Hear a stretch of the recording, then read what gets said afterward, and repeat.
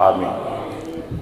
अस्सलामु अलैकुम उस्ताद जी, जो लोग दवाइयाँ भेजते हैं इसमें 2 नंबर दवाइयाँ भी होती हैं, फिर कस्में उठाकर बेचते हैं, ये रिज़्क़ हलाल है या हराम? भाई दवाइयाँ नहीं, और भी कई चीज़ें हैं जिनमें कस्में उठाई जाती हैं। कसम किसी भी खरीदो फरोख्त में उठाई जाए झूठी तो बेबरकती हो जाती है, उसमें बरकत नहीं रहती, वो रिज़्क़ हलाल और तय्यब नहीं रहता। सिर्फ दवाइयाँ नहीं, और भी सारे कामों में एहतियात करनी चाहिए।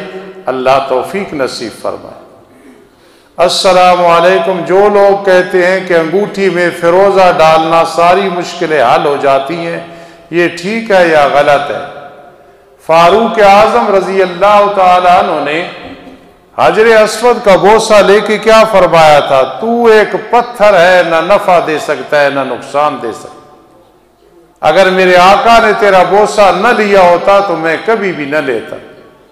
पत्थर कोई भी नफा देने वाला, जरर देने वाला नहीं है, ये गलत ख्याल है जिसने कहा, और ये एक साजिश है, आप खुद समझ जाया करें। फिरोजा पत्थर के बारे में हजरत फारूक आजम रजी अल्लाह ताला अन्हु का जो कातिल था अबू लोलो फिरोज नामी, ये उधर मशहूर करके ये एक बड़ी साजिश है जिसको आम आदमी नहीं समझ सकता है। इसलिए याद रखना कि उनका कातिल कितना मनहूस और जलील था। उसके नाम का पत्थर चला के जिसका न जिक्र कुरान में, न हदीस में, न किसी नबी ने फरमाया, न सच्चे वली ने फरमाया, इसको चला दिया है कि इसमें बरकत है, ये बड़ी दूर की बात है। किसी दौर में बरेलवी, देवबंदी, अहले हदीस यहाँ नहीं कई इलाकों में जुम्मे के खुतबे में आप सुनते थे सिर्फ हजरत फातिमा का नाम लेते थे, बाकी 3 बेटियों का नाम नहीं लेते थे। उलमाए हक, उलमाए देवबंद ने समझाया कि ये कोई और साजिश है, चारों बेटियों के नाम लिया करो। तो ये साजिशें हैं, कोई पत्थर भी नाफे नहीं, मुज़िर नहीं, नुकसानदेह नहीं और नफा देने वाला नहीं। अल्लाह पाक हमें समझ नसीब फरमाए। इमाम को नमाज के बाद मुक्तदियों की तरफ मुंह फेर के बैठना चाहिए या कि नहीं? बैठना भी चाहिए, दुआ भी करनी चाहिए। कान नबी सल्लल्लाहु अलैहि वसल्लम इज़ा सल्ला सलातन अक़बल अलैना बिवजही। सहाबा इकराम फरमाते हैं, सबरा बिन जुंदुब और भी कई सहाबा रजी अल्लाह तआला अन्हु के नबी अलैहिस्सलाम नमाज से फारिग होके हमारी तरफ अपना वज़्ज़ुहा वाला चेहरा कर लेते थे और दुआ फरमाते थे। बुखारी शरीफ जिल्द नंबर 1 सफ़ा नंबर 117 में। सुबह एक तालिब इल्म मेरे साथ बात कर रहा था समझने के लिए, तो उसको कहा, मैंने कहा बेटा 35 दलाइल मैं आपको दे सकता हूँ कि इमाम के नमाज पढ़ने के बाद जो दुआ है इज्तिमाई, 35 में दलाइल आपको कुरान हदीस से दे सकता हूँ। इस आयत के तहत फैज़ा फ़रग़्त फ़ंसब व इला रब्बिका फ़रग़ब। नबी सल्लल्लाहु अलैहि वसल्लम की ज़ियारत किस हालत में हो तो आपकी ज़ियारत है, वरना नहीं। ख्याल करना, नबी अलैहिस्सलातु वस्सलाम की ज़ियारत बहुत नुमायां हो फिर भी आप सल्लल्लाहु अलैहि वसल्लम है, और नुमायां नजर ना आए, चेहरे का कुछ हिस्सा या चेहरा मुबारक पूरा नजर ना आए, फिर भी आप हैं। सिर्फ जितना नबी अलैहिस्सलाम के करीब यानी सच्चा गुलाम होगा उसे बहुत बेहतरीन अंदाज से जो है ज़ियारत होगी, और जो कम होगा उसे समझाना मकसद होगा कि और मेहनत कर, नबी अलैहिस्सलाम पे दरूद शरीफ पढ़, तुझे और वाज़े ज़ियारत कराएंगे। कभी ऐसा होता है कि साजी झलक सी नजर आई है, ये भी ज़ियारत है, लेकिन वाज़े इत्तिबाए सुन्नत से और दरूद शरीफ की कसरत से और रिज़्क़ हलाल। नबी अलैहिस्सलाम की ज़ियारत हो तो कभी भी शक नहीं करना कि ये किसी और की है। दूसरा, ये कैसे पता चलेगा कि आपकी ज़ियारत हुई? मज़े की बात है, नबी अलैहिस्सलाम की ज़ियारत हो तो ख्वाब में ही पता चल जाता ये नबी अलैहिस्सलातु वस्सलाम है। आप जैसा न कोई हसीन गुजरा है न क़यामत तक होगा। अल्लाह हम सबको ये सआदत नसीब फरमा। उस्ताद जी, ये जो कहा जाता है कि हर चीज़ अल्लाह के हुक्म से होती है, तो फिर जो आदमी किसी को कत्ल करता है वो भी अल्लाह का हुक्म है?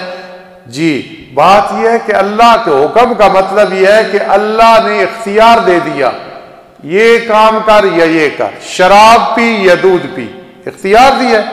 अब जिसने शराब पी है वो ये ना कहे कि अल्लाह मुझे रोक नहीं सकता, अल्लाह के पास कोई कंट्रोल नहीं, मैं आउट ऑफ कंट्रोल हूं, अल्लाह मुझ पे कंट्रोल। ये मतलब होता है हुक्म का, अल्लाह रोकना चाहे तो रोक सकते हैं। ये मतलब नहीं कि अल्लाह ने हुक्म दिया फला बुराई करो, कत्ल करो। उस मकतूल ने उसी टाइम पे मरना था, अगर ये कत्ल ना करता, इसने किया, अपना ठिकाना जहन्नम बना लिया। उसने उसी टाइम पे जाना था जिस पे क्या है। ये अकीदे की बात है बड़ी गहरी, इसको खूब समझना। खुदकशी क्यों हराम है? जब अपने टाइम पर मरता है। उस खुदकुशी वाले ने भी उसी टाइम पे मरना था।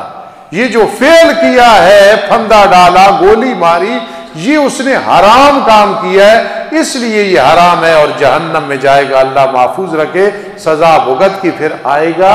लेकिन ये हरगिज मतलब नहीं कि उसकी जिंदगी रहती थी, उस एक सेकंड भी आदमी दुनिया से पहले नहीं जा सकता, अपने टाइम पे जाता है।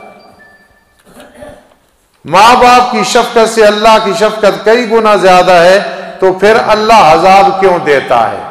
भाई बात सुने, माँ बाप की बड़ी शफकत है। मेरी अता रहमान साहब के साथ शफकत, हाजी हनीफ साहब के, अब्दुल वहीद साहब के साथ है, आप सारे में है ना। तो फिर हम अपनी औलाद पे सख्ती क्यों करते हैं? अल्हम्दुलिल्लाह मैंने अपनी औलाद पे सख्ती की, आपने सख्तियां की, कुछ बने हैं ना, कोई बात नहीं, कोई बात नहीं, कोई बात नहीं, फिर औलाद बिगड़ जाती है। माँ बाप का जो इतना प्यार है वो क्यों मारते हैं, वो क्यों सजा देते हैं? इस्लाह के लिए। तो रब का इतना प्यार कि 1% सिर्फ रहमत दुनिया में की है, वो भी अभी पूरी नहीं हुई, 99 उसके पास है, क़यामत के दिन करेगा। अल्लाह दुनिया में जो सजा देते हैं ना या अजाब देते हैं, वो इस्लाह के लिए देते हैं, वो भी रहमत है। आगा खानी, बोरी फिरका, जिक्री फिरका, ये कौन से फिरके हैं? ये सब राफसी शिया फिरके हैं, और इनमें से कुछ मिर्जाई और कादियानियों वाले हैं, और कुछ ऐसे हैं जो कहते हैं 3 खलीफों पे, हजरत अली रजी अल्लाह के अलावा सब पे लान तान करते हैं। महाज अल्लाह, हजरत अली के भी वो कायल नहीं है। तकलीद को शिरक कहते हैं। इसलिए आगा खानी हो, बहरी फिरका हो, जिक्री फिरका हो, कोई और हो, ये सब बातिल फिरके हैं। अल्लाह सबको महफूज रखे। बस उस्ताद जी, कई उलमा गरीब होते हैं, कई अमीर, सब दीन के खादिम होते हैं, इसकी क्या वजह? भाई बात यह है, जिस तरह आप बैठे, आप में कुछ अमीर हैं, कुछ गरीब हैं।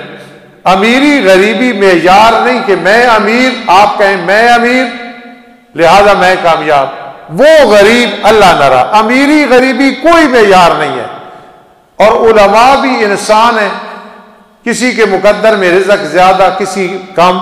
लेकिन अगर किसी के पास रिज़्क़ ज्यादा है तो दलील नहीं कि इस पे अल्लाह राजी है। कोई आलिम गरीब है, साइकिल भी नहीं है, तो दलील नहीं कि अल्लाह नाराज है। रजा की अलामतें और हैं कि आखिरत की फिक्र हो, आखिरत की फिक्र हो, रिज़्क़ हलाल हो। इसलिए ये अमीरी गरीबी न उलमा आवाम के लिए कोई दलील नहीं है, और मेयार हैं परखने के कि आखिरत की फिक्र कितनी है या नहीं है। इसलिए ये कोई, अगर आसान समझाऊं, सहाबा किराम कितने बुजुर्ग थे, उनमें से कई बहुत अमीर थे, रिज़्क़ संभाला नहीं जाता था, और कई वो थे जो टाट और बोरिया इसके कपड़े पहनते थे। तो इसको मेयार नहीं बनाना है, न ये दलील बनानी है। अल्लाह सबको रिज़्क़ हलाल, कसीर और मुबारक नसीब फरमाए। ये आखिर में सवाल नहीं करना चाहिए, लेकिन उस्ताद जी कारी हजरात तालिब इल्मों को मारते हैं, जायज़ है या नाजायज़? इतना मारना कि तालिब इल्म की इस्लाह हो, सख्ती करना बिल्कुल जायज़ है, और वो मारना जो जुल्म में आए वो नाजायज़ है। मेरा मदरसे में अल्हम्दुलिल्लाह, अगर कोई इधर के हवाले से पूछ रहा है, कंट्रोल है अल्हम्दुलिल्लाह। कारी नूर मोहम्मद साहब पतले दुबले हैं, अल्लाह के दीन की खिदमत कर रहे हैं। मैं खुद भी सख्ती करता हूँ, वो भी करते हैं, वो मुनासिब होता। मक्कातुल मुकर्रमा में दूसरी मंजिल पे बैठा था आज से 10 साल पहले। वहां एक कारी साहब बैठे थे, सिराजुद्दीन, मेरे भाई साहब के दोस्त थे। वो एक तालिब इल्म को मार रहे थे। अगर आप देखते ना तो आप कहते मदरसों में इतनी सजा नहीं होती जितनी यहां मिल रही है। और मुझे अरबी की बात याद है कि वो कह रहे थे, इन्नका तुहर्रिबु निज़ाम अल मदरसा, तू मदरसे का निज़ाम बर्बाद करते और डंडे से मार रहे थे। इसलिए जायज़ हद तक मारना, जख्म ना हो, कोई ऐसी सख्त सजा न हो, उसके बगैर पढ़ाइयाँ नहीं होती हैं। मैं आपके सामने बैठूँ ना, छोटा सा मौलवी हूँ, छोटा सा आलिम, मुदर्रिस हूँ, अदना सा, हमने भी मारे खाई हैं अपने असातिज़ा से, वालदैन से, फिर इस काबिल हुई हैं कि मिंबर पे बैठे हैं। इसलिए कोई नाजायज़ मारे वो बिल्कुल गलत है, इस्लाह के लिए मारे तो उसका एहसान होगा। रब्बे कायनात तौफीक नसीब फरमाए।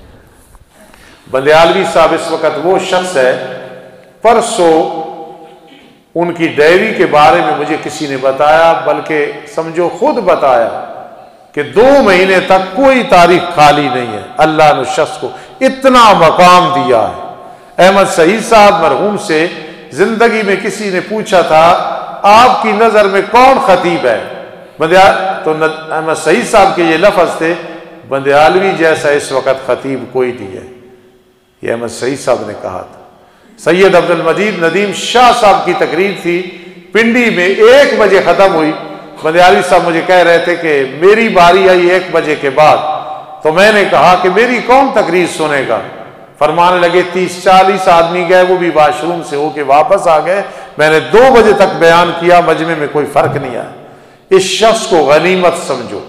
ये जो आ रहे हैं बुध के दिन, फिर सालाना जलसे पे भी 25 मार्च को आ रहे हैं इंशाअल्लाह, एक एक लफ्ज उनका सुना करो। उस शख्स पे अल्लाह की रहमत है, जो मौजू छेड़ता है वो उसका दिल अर्श की तरफ मुतवज्जे होकर बयान करता है। अल्हम्दुलिल्लाह रब्बिल आलमीन वल्लाक़िबतु लिल मुत्तक़ीन वस्सलातु वस्सलामु अला रसूली मुहम्मदिन व आलिहि व अस्हाबी अजमईन। ऐ रब्बे कायनात, मेरी रूहानी बेटी कौसर, उसकी मग़फ़िरत फरमा दो। अल्लाह, उसने न मदरसा देखा न मस्जिद, अपने घर की झोपड़ी में बैठ के तेरे कुरान और हदीस की खिदमत की है। अल्लाहुम्मा अग़फ़िरहा, अल्लाहुम्मा अरहमहा, अल्लाहुम्मा इज़्ज़ा मिन अज़ाबिल क़ब्र, अल्लाहुम्मा अदखिलहा फ़ी जन्नातिन नईम, अल्लाहुम्मा अदखिलहा फ़ी जन्नातिल फ़िरदौस, अल्लाहुम्मा अदखिलहा फ़ी जन्नाति अदन। रब्बना ला तुज़िग़ क़ुलूबना बअद इज़ हदैतना व हब लना मिन लदुनका रहमा इन्नका अंतल वह्हाब। या हय्यु या क़य्यूम बिरहमतिका नस्तगीस।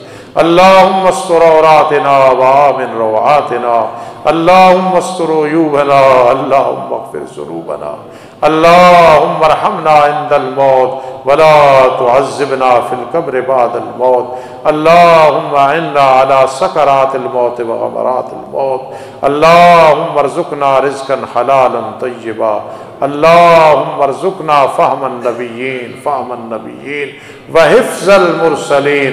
अंत इलाहुन आलिमुन व नहनु इबादुन जाहिलून। आमीन या रब्बल आलमीन बिरहमतिका या अरहमर राहिमीन।